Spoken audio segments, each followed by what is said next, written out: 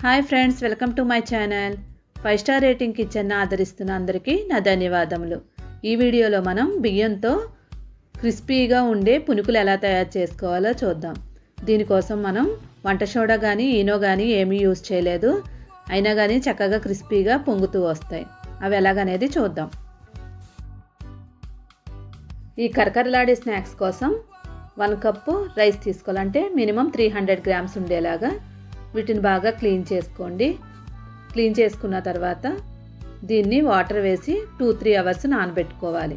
ఎక్కువసేపు అవసరం లేదు, 2-3 అవర్స్ నానితే సరిపోతాయి. ఇప్పుడు పొయ్యి మీద ఒక పాన్ పెట్టుకొని దానిలో 1 టేబుల్ స్పూన్ ఆయిల్ వేసుకోండి. ఆయిల్ హీట్ అయిన తర్వాత 1 టేబుల్ స్పూన్ పచ్చిశనగపప్పు, 1 టేబుల్ స్పూన్ ఆవాలు, జీలకర్ర 1 టేబుల్ స్పూన్, కరివేపాకు కొంచెం. ఇవన్నీ బాగా ఫ్రై అవనివ్వాలి. ఇవి ఫ్రై అయిన తర్వాత ఇప్పుడు దీనిలో 12 ఎండుమిరపకాయలు తీసుకొని దీనిలో వేసుకోండి. ఈ ఎండుమిరపకాయలని బాగా వేయించుకోండి. ఇవి వేగిన తర్వాత 1/2 కేజీ టమాటాలు తీసుకొని చిన్న చిన్న ముక్కలుగా కట్ చేసుకొని వేసుకోండి. టమాటా వేసిన తర్వాత 1 టేబుల్ స్పూన్ కారం వేసుకోండి. ఈ పచ్చడి కారం ఉంటే కలర్ బాగా వస్తుంది, అందువల్ల మనం కారం వేసుకుంటున్నాను. వద్దనుకునే వాళ్ళు స్కిప్ చేసుకొని ఎండుమిరపకాయలు ఎక్కువ వేసుకోండి. ఇక్కడ కలర్ కోసం నేను 1 టేబుల్ స్పూన్ కారం వేసుకుంటున్నాను. కొంచెం వాటర్ని యాడ్ చేసుకోండి. వాటర్ వేసిన తర్వాత బాగా ఉడకనివ్వండి. 5 నిమిషాల పాటు బాగా ఉడికించుకోవాలి ఈ టమాటాలని. ఇది దగ్గరికి అయ్యే వరకు ఉడికించుకోండి. ఇప్పుడు కొంచెం చింతపండుని వేసుకోండి. పచ్చడి మిక్సీ వేసేటప్పుడు వేస్తే అక్కడక్కడ మనకు చింతపండు తగులుతుంది కదా, అందువల్ల మనం పొయ్యి మీద ఉండగానే చింతపండు వేసుకుంటే మెత్తగా అయిపోయి పేస్ట్ లాగా అయిపోద్ది. ఇప్పుడు 3 వెల్లుల్లిపాయలు. ఇప్పుడు స్టవ్ ఆఫ్ చేసేసుకుందాం. ఇప్పుడు దీన్ని చల్లారనిద్దాం. నెక్స్ట్ ఆల్రెడీ మనం నానబెట్టి ఉంచుకున్న రైస్ ఉంది కదా, నానిందో లేదో ఒకసారి చెక్ చేసుకోండి. మనం బియ్యంలో చేయి పెడితే బియ్యం ముక్కలుగా అవ్వాలి. ఇప్పుడు దీన్ని మిక్సీలో వేసేసుకోండి. మిక్సీలో వేసిన తర్వాత కొంచెం వాటర్ని యాడ్ చేసుకోండి. ఒకేసారి ఎక్కువ వాటర్ వేసుకోకండి, కొన్ని కొన్ని వేసుకుంటూ మిక్సీ చేసుకోండి. చూడండి, కన్సిస్టెన్సీ ఇలా ఉండాలి. బ్యాటర్ అనేది మరీ పలచగా ఉండకుండా చిక్కగా ఉండకుండా ఇలా ఉండాలి. మరీ మెత్తగా చేసుకోకండి, మనకు చేతికి రవ్వ రవ్వగా తగలాలి. ఇప్పుడు దీన్ని ఒక బౌల్లో వేసేసుకోండి.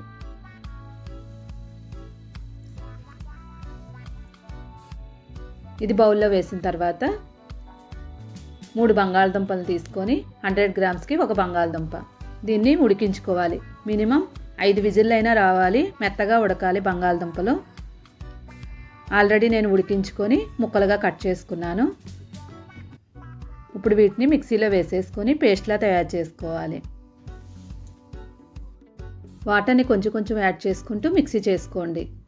బంగాళదుంప పేస్టు మెత్తగా ఇలా జిగురుగా ఉంటుంది. మిక్సీ చేసేటప్పుడు కొంచెం జాగ్రత్తగా చూసి చేసుకోండి. ఇప్పుడు దాన్ని మనం ముందుగా తయారు చేసి ఉంచుకున్న బ్యాటర్లో కలిపేసుకోవాలి. చూడండి, బంగాళదుంప పేస్టు ఎంత జిగురుగా ఉందో. దీనివల్లే మనకి పునుకులు క్రిస్పీగా వస్తాయి. ఇప్పుడు ఈ రెండింటిని బాగా మిక్స్ చేసుకోవాలి. ఈ పిండి బంగాళదుంప పేస్టు కలిసేలా కలిపేసుకోండి. కనీసం 5 నిమిషాల పాటు కలుపుకోండి. ఇలాగా బీట్ చేసుకోవడం వల్ల మనకి పునుకులు క్రిస్పీగా ఇంకా చక్కగా పొంగుతూ వస్తాయి. ఇప్పుడు దీనిలో 1 టేబుల్ స్పూన్ జీలకర్ర, పచ్చిమిరపకాయలు చిన్న చిన్న ముక్కలుగా కట్ చేసుకోండి, ఒక 6, కొత్తిమీర కొంచెం, ఉల్లిపాయలు 2 తీసుకొని చిన్న ముక్కలుగా కట్ చేసుకొని వేసుకోండి. రుచికి తగినంత సాల్ట్ వేసుకోండి. సాల్ట్ కొంచెం ఎక్కువే పడుతుంది, 1.5 టేబుల్ స్పూన్ పడుతుంది. సాల్ట్ వేసిన తర్వాత ఇవన్నిటిని బాగా మిక్స్ చేసుకోండి. మిక్సీ చేసేటప్పుడు ఎక్కువ వాటర్ వేసేసుకోకండి. ఇప్పుడు పలచగా అయిపోద్ది. ఆనియన్స్ అన్నీ వేసాక ఇప్పుడు గట్టిగా ఉంటే కొంచెం వాటర్ని యాడ్ చేసుకొని ఈ పిండిని బాగా మిక్స్ చేసుకోండి. ఇది మిక్స్ చేసిన తర్వాత కన్సిస్టెన్సీ అనేది ఎలా ఉండాలో చూపిస్తాను. మనం స్పూన్తో పైనుంచి కిందకి వేస్తే ఇలాగా జారుతూ ఉండాలి. అలా అని మరీ పలచగా ఉండకూడదు, దోశలాగా పునుకులు వేయడానికి సరిపడినట్టుగా ఉండాలి. ఇప్పుడు ఆల్రెడీ మనం టమాటా పేస్ట్ని వేయించుకున్నాం కదా, దాన్ని మిక్సీలో వేసుకొని చట్నీ తయారు చేసుకుందాం. ఇది మిక్సీలో వేసిన తర్వాత రుచికి తగినంత సాల్ట్ వేసుకోండి. చూడండి ఎంత కలర్ఫుల్గా కనిపిస్తుందో.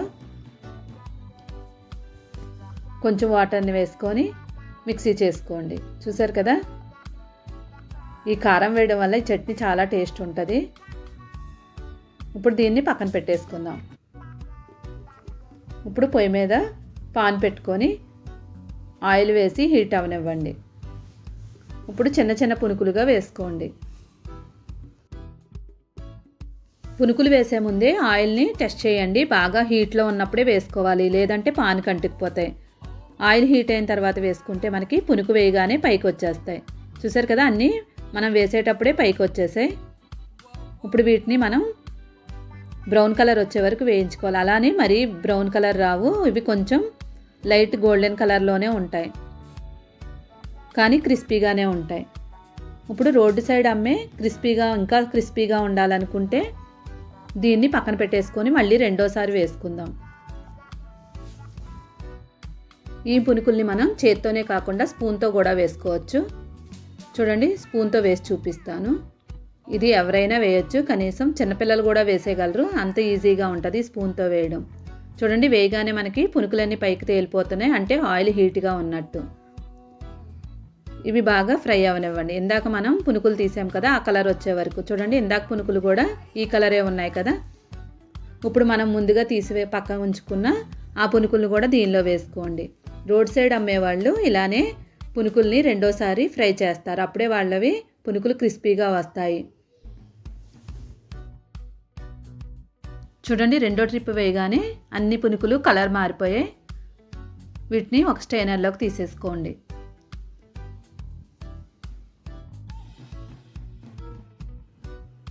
ఇలాగే రోడ్ సైడ్ ఉన్న టిప్స్ పాటించినట్లయితే మన పునుకులు క్రిస్పీగా వస్తాయి.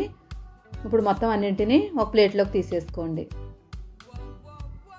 చూసారు కదా, ఈనో కానీ సోడా కానీ యూజ్ చేయకుండా కప్పు బియ్యంతోనే మనం సాయంత్రం పూట స్నాక్స్ తయారు చేసుకోవచ్చు.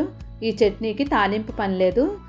ఈ కారం వేయడం వల్ల ఈ చట్నీ ఈ పునుకులకి మంచి కాంబినేషన్. ఇంకా మన దగ్గర పొడి ఏమన్నా ఉంటే పొడితో తీసుకుంటే ఇంకా బాగుంటుంది.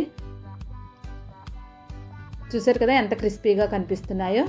మీరు కూడా తప్పకుండా ట్రై చేసి ఎలా ఉందనేది కామెంట్ చేయడం మాత్రం మర్చిపోవద్దు.